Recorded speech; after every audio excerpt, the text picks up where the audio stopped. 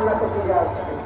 কিন্তু তিনজনের জিনিস যদি তার মধ্যে পাওয়া যায়, তিনটার যে কোনো একটাও যদি তার মধ্যে পাওয়া যায়, সে হাজি সাহেব হোক, গাজী সাহেব হোক, মুসল্লি হোক, তিনি তাবলীগওয়ালা হোক, পীরের মুরিদ হোক, নামাজি হোক, কোনদিন জান্নাতে যেতে পারবে না। নামাজ পড়তে পড়তে মাথায় দাগ হয়ে গেছে। তিন জিনিস অথবা দুই জিনিস অথবা তিন জিনিসের ক্ষেত্রের জিনিস যদি কারো মধ্যে থাকে আর মতের আগে যদি তার তৌবানসিব না হয়, তাহলে সে ব্যক্তি কোনদিন জান্নাতে যেতে পারবে না।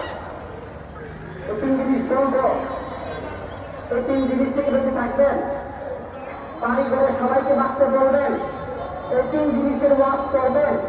এই তিন জিনিস যদি কারোর মধ্যে দেখেন, হাতে পায়ে ধরে এখান থেকে বাঁচানোর চেষ্টা করবেন, নরম হয়ে বুঝাবেন। কারা কারা করবেন এই কাজটা? এক নম্বর, إن الشرك لظلم عظيم إنه من يشرك بالله فقد حرم الله عليه الجنة ومأواه النار।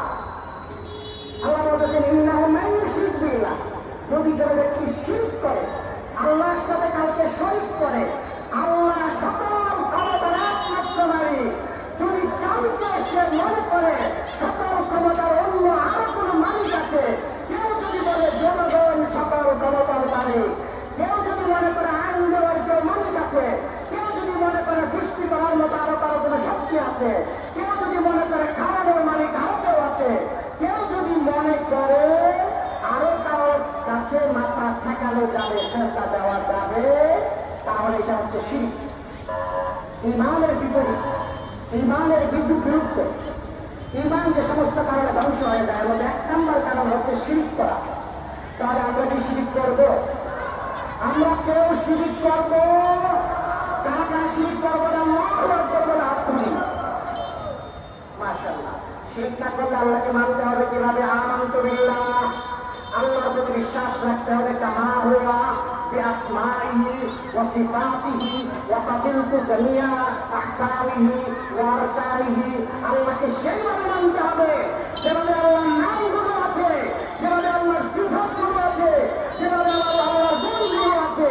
আল্লাহ একমাত্র সকল ক্ষমতার মালিক, আল্লাহ আইন দেওয়ার মালিক, আল্লাহ আইন তৈরির মালিক, আর কেউ সকল ক্ষমতার মালিক না, আর কেউ আইন দেওয়ার মালিক না।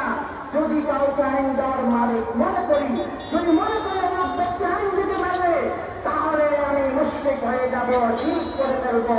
এই কাজগুলো করা যাবে না। তাহলে আমরা কি করবো না? শিরক করবো না। বিস্তারিত ব্যাখ্যা দেওয়ার সুযোগ এখন আর নাই।